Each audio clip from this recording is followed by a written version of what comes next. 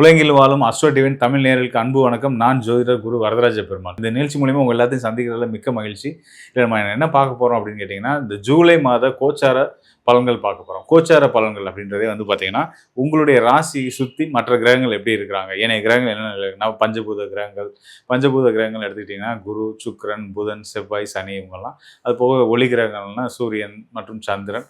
மேலும் வந்து பார்த்தீங்கன்னா நிழல் கிரகங்கள் ராகு, கேது. இதில் ஆண்டு கிரகங்கள், மாத கிரகங்கள்னு பிரிக்கிறோம். ஸோ இப்படி எல்லா கிரகங்களையும் பார்த்து பிரித்து உங்கள் ராசிக்கு ஒவ்வொரு கிரகங்களும் என்னென்ன நிலையில இருந்து என்னென்ன யோகங்களை கொடுக்க போகிறாங்க, என்னென்ன விஷயத்தில் நீங்கள் கவனமாக இருக்கணும் அப்படின்றத பற்றி டீட்டெயிலாக சொல்ல போகிறோம்.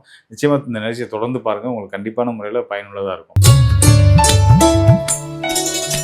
மீனராசி நேயர்களே, உங்களுக்கு வந்து பார்த்தீங்க அப்படின்னா, இந்த மாதம் ஜூலை மாதம் மிக உன்னதமான யோக காலம் அப்படின்னு சொல்லலாம்.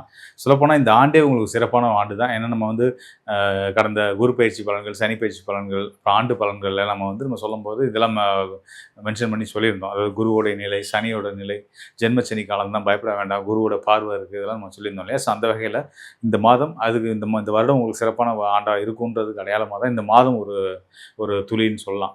ஒரு பானை சோற்றுக்கு ஒரு சோறு பதன்ற மாதிரி இந்த வருஷம் முழுசாக உங்களுக்கு சிறப்பாக இருக்கும். அதுக்கு ஒரு அடையாளமாக இந்த ஒரு மாதத்தை நம்ம எடுத்துக்கலாம். அந்த அளவுக்கு ஒரு சிறப்பான ஒரு மாதமாக தான் இந்த ஜூலை மாதம் அமைஞ்சிருக்கு. அதற்கு காரணமாக மாத கிரகங்கள் இருக்காங்க. மாத கிரகங்கள்லாம் செவ்வாய், சுக்கிரன், புதன் இவங்கெல்லாம். இப்போ வந்து உங்கள் ராசிக்கு 4ஆம் இடத்து அதிபதியாக வரக்கூடிய, கேந்திர ஸ்தானத்துக்கு அதிபதியாக வரக்கூடிய, 4, 7க்கு அதிபதியாக வரக்கூடிய புதன் வந்து 4ஆம் கேந்திரத்தில் பலமாக இருக்கார். அது ஒரு சிறப்பம்சம். இந்த மாதம் துவங்கி 15 நாள் வந்து சூரியனும் புதனும் சேர்ந்து புதாயத்த யோகத்தோடு செயல்பட்டுக்கிட்டு இருக்க போகிறாங்க. அதுக்கப்புறம் சூரியன் வந்து 16ஆம் தேதிக்கு மேலே குருவோட சேர போகிறாரு. ஸோ குரு சூரியன் இணைவுன்றதும் ரொம்ப சிறப்பான விஷயம். புதனோட சூரியன் சேர்ந்தால் எவ்வளோ சிறப்புகள் இருக்கோ, புதாயத்த யோகம் செயல்படும். அது மாதிரி குருவோட சூரியன் சேரும்போது வந்து பார்த்திங்க அப்படின்னா சிவராஜ யோகம் செயல்பட்டு உங்கள் மதிப்பு மென்மேலும் உயரும், உங்கள் செல்வாக்கு உயரும், கௌரவ பொறுப்புகள் உங்களுக்கு தேடி வரும்.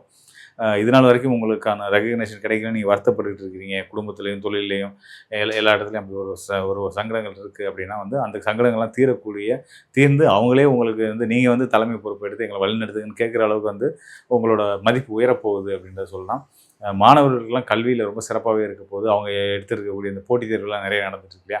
ஸோ இந்த போட்டித் தேர்வுகளெல்லாம் வந்து சக்ஸஸ் ஆகிறதுக்கான அரசு துறை வேலைகளுக்கு முயற்சி எடுத்துகிட்டு இருக்கக்கூடிய மாணவர்களுக்கெல்லாம் வந்து இளைஞர்களுக்கெல்லாம் வந்து கண்டிப்பான முறையில் வேலை வாய்ப்புகளை வந்து உருவாக்கி கொடுக்கக்கூடிய ஒரு அற்புதமான காலமாக இருக்குது.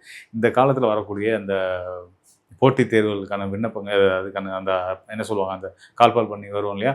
அதை வந்து நீங்கள் வந்து மிஸ் பண்ணாமல் அட்டன் பண்ணுங்கள். கண்டிப்பான முறையில் உங்களுக்கு ஒரு நல்ல துவக்கமாக, புதுசாக அட்டன் பண்ணுறவங்க நல்ல துவக்கமாகவும், ரொம்ப நாளாக முயற்சி பண்ணிட்டு இருக்கவங்க வெற்றியாகவும் இந்த காலம் அமைய போகுது. பயிற்சி போட்டித் தேர்வுகள் மூலயமா வெற்றி அடைந்து அரசு பணிகளுக்கு போகிறதுக்கான வாய்ப்புகள் பிரமாதமாக இருக்குது. மேலே வந்து ஜென்மச்சனியை பற்றி பயப்பட வேண்டாம்னு நான் பல இடங்களில் சொல்லிட்டேன், மீண்டும் சொல்கிறேன். அதுக்கு நான் பல காரணங்கள் சொல்லியிருக்கேன். விதி விலக்குகள் நான் சொல்லியிருக்கேன். அதாவது விதிப்படி ஜென்மச்சனி தொந்தரவு கொடுக்கும். ஆனால் விதி விலக்கை நம்ம பார்க்க வேண்டியிருக்கு. ஜோதிடத்தில் விதியை மட்டும் பேசினோம்னா தப்பாயிடும். அப்போ விதி விலக்காக பார்க்கும்போது வந்து பார்த்திங்கன்னா, சனி வந்து இங்கே உங்களுக்கு வந்து லாபஸ்தானம் மற்றும் விரயஸ்தானத்து அதிபதியாக வராது. லாபத்தையும் கொடுத்து விரயத்தையும் கொடுக்கக்கூடிய சனி வந்து லக்னத்திலே ராசியிலே வந்து அமரும்போது வந்து பார்த்திங்கன்னா, லாபமும் விரயமும் ஈக்குவலாக தான் இருக்கும். அதனால் நமக்கு ஒன்றும் பிரச்சனை கிடையாது. செலவு பண்ணுற காசு வந்துச்சுன்னா செலவு பண்ணுறதுல எங்களுக்கு ஒரு தயக்கம் இல்லைன்ற அளவுக்கு நீங்கள் தைரியமாக இருக்கலாம். நிச்சயமாக உள்ளபடியே காசு வரும், வருமானம் வரும். வருமானத்தில் தடை ஏற்பட்டு சிக்கலாயிருமோ, போராட்டத்துக்கு உள்ளாயிருமோ, இன்னும் கீழ்நிலைக்கு போயிடுவோம்னு பயப்படவே வேண்டாம் மீனராசிக்காரர்கள்.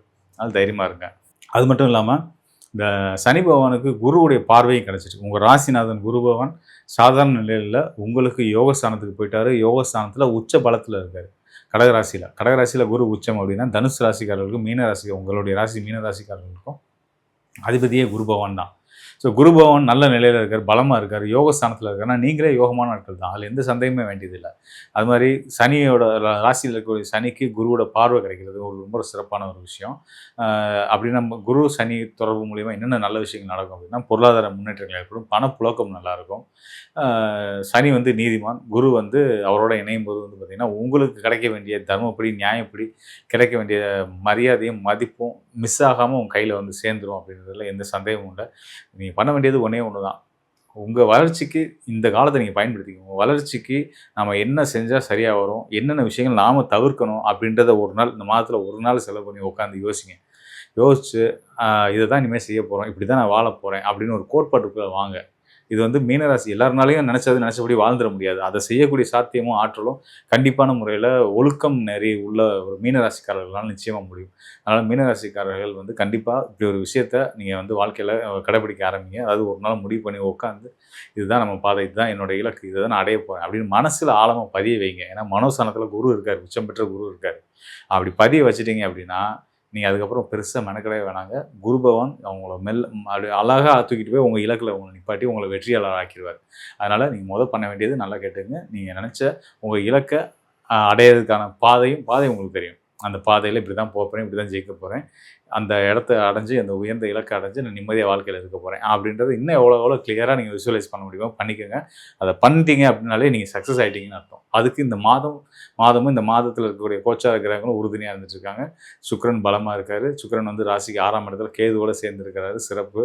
வண்டி வாகன யோகங்கள், அதுக்கான நீங்கள் வீடு மனை வண்டி வாகனம் வாங்குறதுக்கான லோன் எதிர்பார்த்துட்டு இருக்கீங்கன்னா அதெல்லாம் கண்டிப்பான முறையில் நல்லபடியாக கிடச்சிடும். ராசிக்கு 3ஆம் இடத்துல உங்களுடைய ராசிக்கு குடும்ப வாக்குஸ்தானம் மற்றும் பாக்கியஸ்தானத்தில் செவ்வாய் இருக்கார். செவ்வாயோட பார்வை உங்களுடைய பாக்கியஸ்தானத்திலே விழப்போகுது.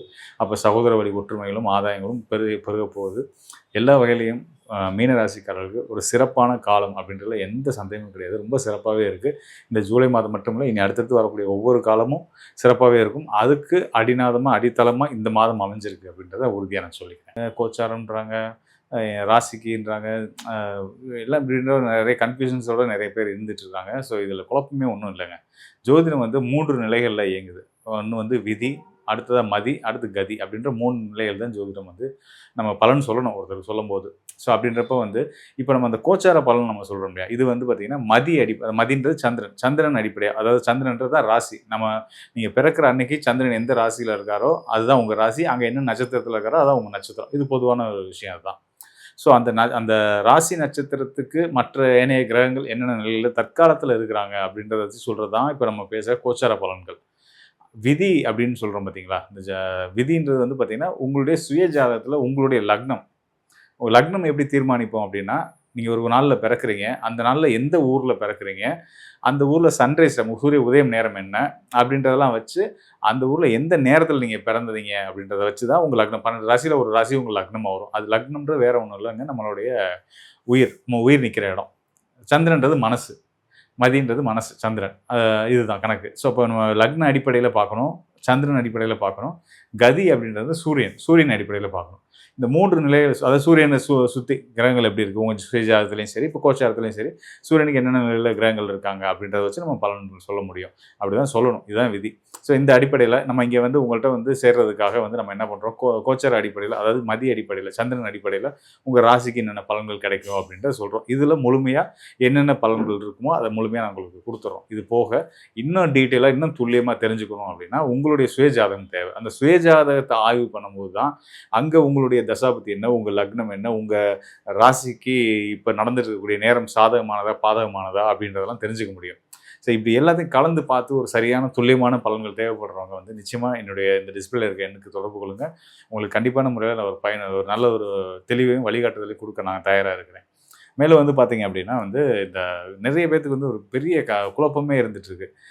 இப்போ நான் தசாபுத்தி அடிப்படையில் உங்களுக்கு சனி ஒரு தசை ஆரம்பிக்க போகுது அப்படின்னு சொல்லுவேன். சனி இப்போ தானே முடிச்சும்பாங்க. அதாவது கோச்சாரத்தில் சனி முடிஞ்சதை பற்றி சொல்லிட்டு இருப்பாங்க. இங்கே பார்த்தீங்கன்னா தசாபுத்தி இப்போ தான் ஆரம்பிச்சிருக்கும். சனி அவருக்கு யோகராகவே இருக்கும். ஆனால் கோச்சாரத்தில் உங்களுக்கு 7.5 சனி வந்துருச்சு போச்சு அப்படின்ற மாதிரி பயந்துட்டுலாம் இருப்பாங்க. நீங்கள் பயப்படாதீங்க, சனி உங்களுக்கு நல்லது தான் செய்வார். உங்கள் சுயஜாதத்தில் ரொம்ப பலமாக இருக்காரு, தைரியமாக இருங்க அப்படின்னு அவங்க ஆறுதலாக நம்ம சொல்லுவோம். அப்படிலாம் சொல்லி அவங்க டீட்டெயில் பண்ணி விலைக்கு சொன்ன பின்னாடி ஒரு மன நிறைவுக்கு வருவாங்க. அதனால் வந்து கோச்சார அடிப்படையில் இப்போ நம்ம பார்த்த பலன்கள் முழுமையாக ஒவ்வொரு ராசிக்காரர்களுமே நல்ல யோகமான அமைப்பில் இருக்குது. இது வந்து ரொம்ப ஒரு சிறப்பான ஒரு காலம் அப்படின்றதுல எந்த சந்தேகமும் கிடையாது. உலகளாவிய அளவில் கடந்த ஒரு 2-3 மாதத்துக்கு முன்னாடி இருந்தக்கூடிய அந்த போர் சூழல்கள், விலைவாசி தட்டுப்பாடுகள், இந்த மாதிரி விஷயங்கள், அத்தியாவசிய பொருள் தட்டுப்பாடுகள், இந்த மாதிரியான சிக்கல்கள்லாம் குறைஞ்சு இப்போ ஒரு சுமூகமான நிலையில் போயிட்டு இருக்குது. இது இன்னும் தொடரும், இதே மாதிரி நல்ல விதமாக தொடரும் அப்படின்றத நம்ம ஓரளவுக்கு உறுதியாகவே சொல்ல முடியும். இந்த காலத்தை சரியாக பயன்படுத்திக்கிறதுக்கு நீங்கள் நிச்சயமாக வந்து நீங்கள் தான் முன் வரணும். அதுக்கு நீங்கள் தயாராகுங்க. இந்த காணொலியை நீங்கள் கண்டிப்பாக பார்த்துருப்பீங்க. என்னுடைய சர்வீஸ் தேவைப்படுறவங்க நிச்சயமாக எனக்கு தொடர்பு கொள்ளுங்க. கண்டிப்பாக உங்களுக்கு நல்ல ஒரு தெளிவையும் வழிகாட்டுறதுக்கு ரெடியாக இருக்கேன். நன்றி, வணக்கம் நண்பர்களே. மீண்டும் ஒரு நல்ல நிகழ்ச்சியை சந்திப்போம்.